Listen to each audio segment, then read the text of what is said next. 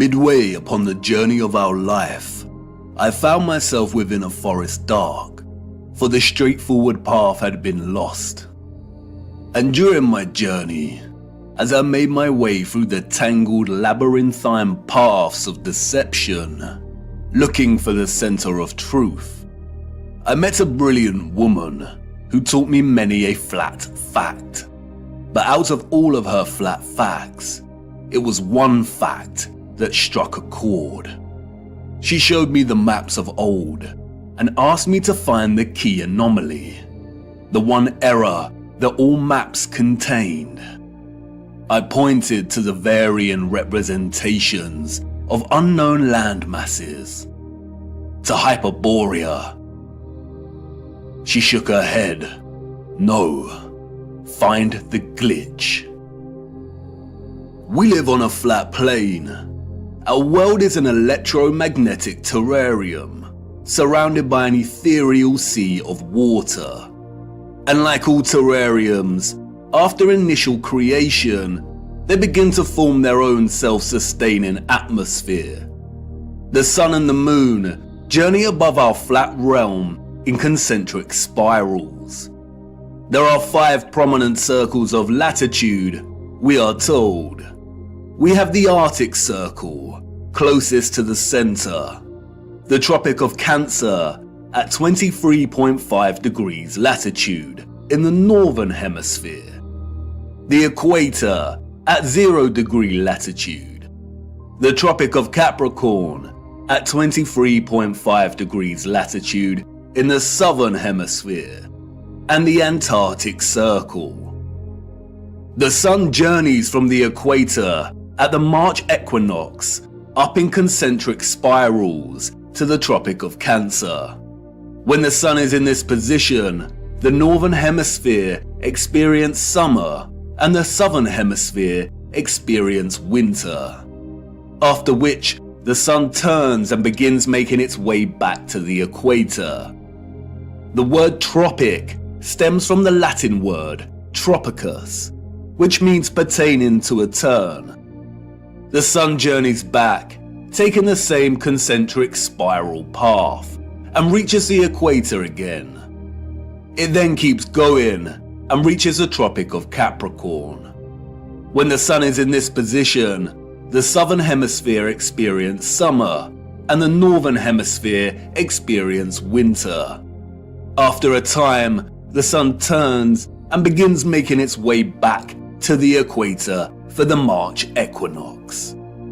The equinox occurs when the sun is journeying the circle of the equator, and those living along this line of latitude will see the sun directly overhead at a 90-degree angle at solar noon. The March equinox marks a season of spring in the northern hemisphere, and the September equinox marks a season of autumn. If you live in the southern hemisphere, this is reversed, and the September equinox marks spring and the March equinox autumn. It is important to note that the sun never reaches the Arctic Circle, nor does it reach the Antarctic Circle.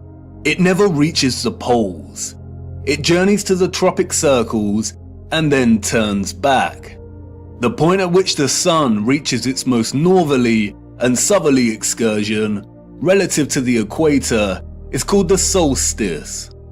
Solstice comes from the Latin word solstitium, which means point at which the sun seems to stand still. And indeed, many do note that the sun seems to stop on the solstices. And this is because, in a sense, it does. It reaches the most northerly and southerly excursion and turns back. But why the Tropic of Cancer and Capricorn? Who names these circles of latitude? Our historical ancestors did. They had clocks that not only told them the seconds of the hour, the hours in the day, but also the moment of dusk and dawn and the current phase of the moon. Their clocks understood the true time, the bigger picture. They understood the celestial clock. The stars above us, beyond our firmament, and in the waters above revolve at a constant 1 degree every 4 minutes from east to west, that is, anti-clockwise. This means they revolve at 15 degrees each hour. 15 degrees multiplied by 24 hours is 360, a full circle. The stars above are fixed. They do not stray from their anti-clockwise journey, but revolve and complete a full circle every day. Our ancient, historical ancestors knew this. They assigned the stars above into fixed constellations. They divided the 360-degree circle of the sky above into 12 divisional arcs of 30 degrees, in which each constellation of the zodiac resides in. They designated each constellation in each 30-degree arc with an anthropomorphic symbol, most of which are animals. Zodiac is an interesting word. Zodiac, the arcs of the zoo. Yes, the parallels with Noah's Ark are strikingly obvious. Each constellation of the zodiac moves from its fixed position in the waters above at 1 degree every 72 years. The stars in the circle above us are fixed in their positions, but every 72 years the entire circle shifts 1 degree. This is what is called the precession of the equinox. Remember, each arc is 30 degrees. If we multiply 72 with 30, we get 2,160 years. It takes 2,160 years for the circle above to shift 1 whole arc. Astronomers call this an age, and this is what is meant by entering or the dawn of a new age. As Wikipedia tells us, the Tropic of Cancer and Capricorn were named such because many years ago, in the days before Christ, the days before BC, the sun was in the constellation of Cancer at the June solstice, and the sun was in the constellation of Capricorn at the December solstice. What does it mean for the sun to be in a given constellation during the solstice? It means the position of the sun in the sky at solar noon. Of course, during solar noon, we would not actually be able to see the stars in the firmament beyond. Therefore, to discern the sun's position relative to the constellations requires either 1, a thorough understanding of the stars and their positions above. Our ancient ancestors, we are told, created star charts and used devices such as astrolabes. Or 2, computer technology that is able to map and overlap the sun's position against the backdrop of the stars and constellations at solar noon. The sun's presence in the constellation of a given zodiac sign means exactly as it sounds. At solar noon, on the day of the solstice, the sun should be in front of a given constellation. Look closer at the zodiac wheel featured on the dial of these clocks. Here we see that both the constellations of Cancer and Capricorn are polar opposites to one another. These are the names of the 2 lines of latitude on the maps, and that we use to discern the sun's most northerly and southerly excursion above our flat plane. All historical cartographic world maps display both these circles of latitude as Cancer and Capricorn. We see it here on Mercator's maps,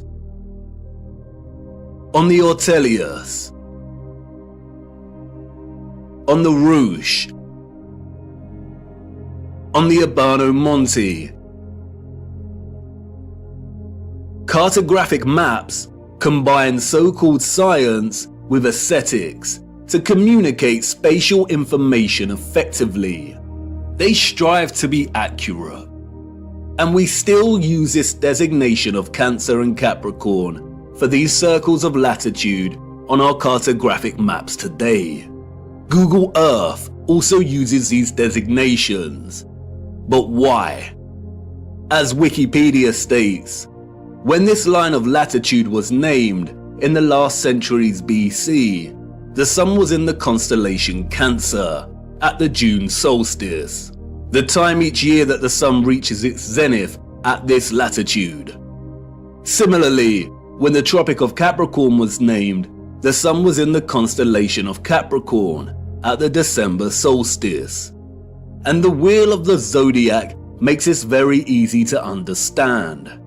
For instance, if the sun is in any given constellation at solar noon on the June solstice, then its counterpart on the December solstice will always be in the constellation opposite to the June sign. And this is represented with a straight vertical line. If, for instance, the sun was in the constellation of Aries at the June solstice, then it will appear in the constellation of Libra in the December solstice. If the sun was in the constellation of Pisces at the June solstice, then it would be in the constellation of Virgo during the December solstice. These signs are, in a sense, bound in their opposition to one another. And this is where it becomes interesting. The vertical line here represents the tropic circles and their respective constellations during the solstices, but they are governed by another circle of latitude, the equator. On the wheel, this is represented by the horizontal line, and you'll see that the lines form a cross. The equator and the tropic circles are bound in unison by this cross. Remember, the zodiac is the clock face of the circle of stars above us. When one turns anti-clockwise, the rest follow. And just like the signs of the solstices, the left hand of the horizontal line here represents the constellation the sun is in during the March equinox, and the right hand side representative of the sign during the September equinox. And it is the left hand side of the cross, the March equinox, or what is referred to as the vernal equinox, and its zodiac sign, which acts as a reference point for the entire celestial coordinate system. It's called the first point of Aries. The naming of this reference point after the sign Aries is arbitrary, or so they say. We also use it as a reference point for naming the age we are in. And if we start in the age of Aries, we can illustrate the precession of the equinox and the designation of constellations to their corresponding circles of latitude quite clearly. For instance, if the sun is in the constellation of Aries during the March equinox, then we have the Tropic of Cancer and Capricorn. We also see that the sun will be in the constellation of Libra during the September equinox. Now the stars above us are revolving anti-clockwise from their usual fixed positions at 1 degree every 72 years, and a whole zodiac arc every 2,160 years. So let's jump 2,160 years to the age of Pisces. The sun is, of course, in Pisces during the March equinox. We have the Tropic of Gemini and Sagittarius, and the sun in Virgo during the September equinox. You'll no doubt have noticed that the wheel represented here turns clockwise, and that's because it's a representation of the constellations, as if your view was outside of the firmament and looking down on the stars. If you were standing underneath this wheel and looking up, it would rotate anti-clockwise. I am using the clockwise representation because it is the best way to illustrate the precession of the equinox. This rotation keeps shifting one arc every 2,160 years until the wheel makes a full circle, or what is known as a great year. Why is this important? What we see here and what the mainstream narrative confirms is that the tropics of Cancer and Capricorn occurred during the age of Aries. For the last 2,000 years or so, we have been in the age of Pisces. Remember, an age lasts for roughly 2,160 years.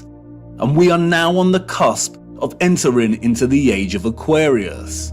On June 2020, during the solstice, the sun entered the border of Taurus, and therefore the transition has already begun. And Google will tell you this yourself if you search.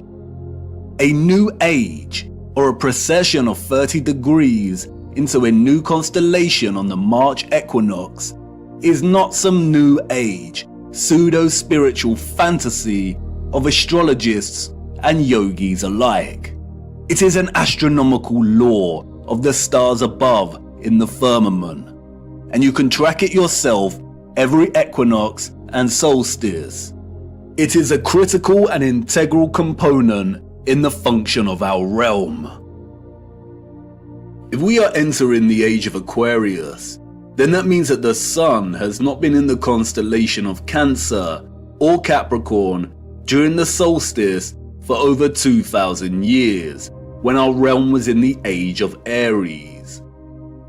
All the old and current cartographic maps, and even Google Earth, represent these circles of latitude as the Tropic of Cancer and Capricorn. There are no maps that present the tropic lines correctly as they should be in the age of Pisces, our current age. Wikipedia and other mainstream narratives of deception tell us that our ancient historical ancestors of horse and cart and copper chisels named these circles of latitude in the times of BC, and no one in the course of history that followed bothered to change the names of the tropics to their accurate designation. We are in the age of Pisces, and have been for over 2,000 years. The circles of latitude should be called the Tropic of Gemini and the Tropic of Sagittarius. And so what? What's in a name? But this brilliant lady, who taught me this flat fact, was patient. What's in a name? Everything. And until she said it, I didn't realize how stupid I'd been to overlook this. Maps are not just pretty projections of the landmass on Earth. They are practical instruments of navigation. Our ancient historical ancestors, we are told, depended on celestial navigation, on the position of the stars in the firmament above to guide their way when at sea. Follow the North Star. And if perchance their compasses failed, then knowing the map of the stars above would be critical. Believing that our ancestors just continued to use the designation of Cancer and Capricorn for the tropics that was established by their own historical ancestors, who belong to a different age entirely, is absurd. Celestial navigation would have been an essential skill set for anyone navigating their way across the oceans. And if they did have advanced technology, like we have our computers and GPS systems, then would they really be that lazy and neglectful to not bother designating the tropic circles to their correct constellation titles? Did they really invest so much time building the most advanced astronomical clocks only to neglect their maps? No, they did not. All these historical maps present designations for the tropic circles of latitude that are well over 2,000 years old. Why? And why are we still using this designation today? For you see, these maps, and all our maps, including Google Earth, are tools of deception. Where are the maps from the age of Pisces? The maps of the last 2,000 years? And could these maps actually be over 2,000 years old? It seems like someone does not want us to know the age we reside in, or wants to distract us from finding out just how important the precession of the equinox really is. This brilliant lady's flat fact leaves us with the following conclusions. The maps, all of them, Mercator and so on, are either 1. Original maps that belong to a period that occurred thousands of years ago and have been given false dates and narratives surrounding their creation. 2. Manipulated copies and versions of original maps that were created over 2,160 years ago. Or 3. They are all fake and created during the Great Reset of the last few hundred years to generate a false history and timeline and solidify the false historical narrative and the rise of Galilean heliocentricity. Out of all of these options, the second and the third are most likely. Cartographic world maps are not easy documents to create and establish. They require a solid understanding of our Earth's size and shape. They require a thorough understanding of the circles of latitude that are integral to the workings of our world. They require a complex understanding of the continents and land masses. These maps are likely manipulated duplications of maps thousands of years old, or completely fake. And we do see signs of manipulation, especially in regard to the landmass known as Hyperborea. We see Hyperborea in various maps of varying styles, and we are told that these are from the 16th century. But towards the 17th century, we see Hyperborea start to be erased from the maps. We see unknown land masses that are present in some of these old maps vanish entirely. And then it dawned on me, the message of this flat fact. We have no trustworthy maps, not a single one. We have no reliable source to show us the bigger picture of the realm we inhabit. I continued my journey, and as I ventured deeper into the forest, the path to the center that led me thus far was gone, and I could not turn back, and there lay no path in front of me. I became truly lost. How to know where you are going if you don't know where you are in the first place, if you don't have a map? All historical waymarks that I had invested some degree of trust in before were now completely unreliable and questionable. How much had been edited by the controllers? How much truth was left? What if all the maps were fake? Why are they hiding the maps of the last 2,000 years?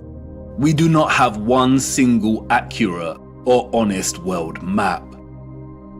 And like in all moments of being lost, right before despair takes hold, an unforeseen circumstance arose that set me back on course. I stumbled through thick overgrowth and out into a moonlit clearing with a small lake. At this clearing, I met a mysterious figure named Sturgios. I told him I was lost, and he told me to come and look into the lake. He told me to watch the water. What did I see? He asked. Myself, I replied. My reflection rippling and glistening in the moonlight. Mirror, mirror. Look beyond yourself, he said. What do you see? And there it was, just as it had always been. Mirror, mirror, way up high. Mirror, mirror in the sky. Mirror, mirror, oh how they lie.